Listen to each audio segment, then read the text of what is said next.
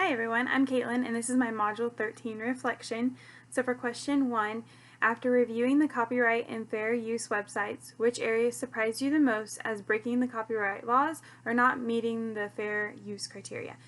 So while reading about the fair use in education, they were talking about copyright products not or being less likely to be challenged because they were being used in an educational background or environment. That kind of surprised me because we're so adamant about no copywriting, no plagiarizing, no nothing like that. And so for the fact that like putting it out there that hey, it's a little bit less likely to be challenged just because it's a learning tool was kind of surprising to me on that one. Also, from the CSUS educational website, the one that we took the quiz on, there was one on the quiz through that site that was a Blockbuster movie. It was donated weekly to a school for kids that had perfect attendance, and that was not considered to be fair use. I don't know if it was because it was donated, but I remember a lot of times growing up that we watched movies all the time at school, and so it's kind of surprising that it was not considered to be fair use on that one. For number 2, what examples have you experienced where educators have broken copyright laws or fair use policies, and is it really that big of a deal? So I've seen teachers pull off graphs and put them into our notes that go on to our class notes on Blackboard when I was in college the first time.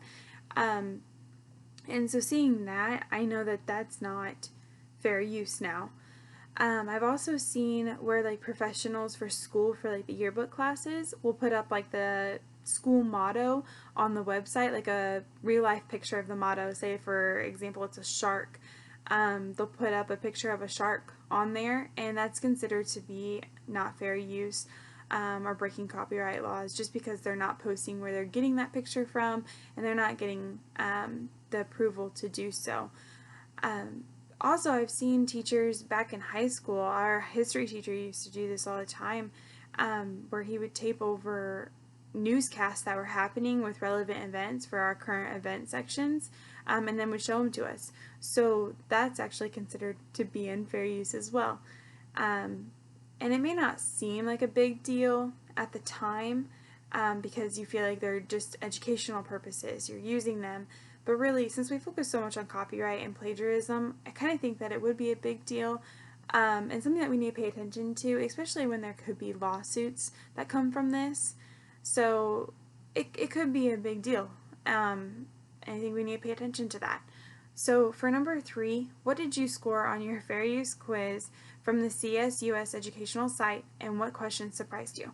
So to be honest, I think I was overthinking it like most times that I take quizzes, but I scored a 70 on it, and like I said, I feel like I was surprised at some questions that I was like, oh, that's definitely not fair use, or that definitely is, and then I would click it and it'd be the opposite, and you're like, wait, what, why is it that way? So I learned a lot from this quiz, definitely.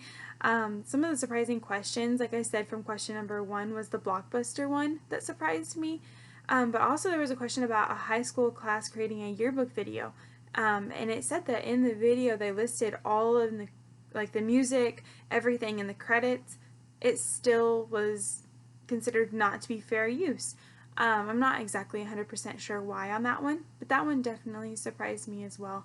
And like I said, I feel like I learned a lot from this copyright assignment, and this is definitely something that we need to do and pay attention to.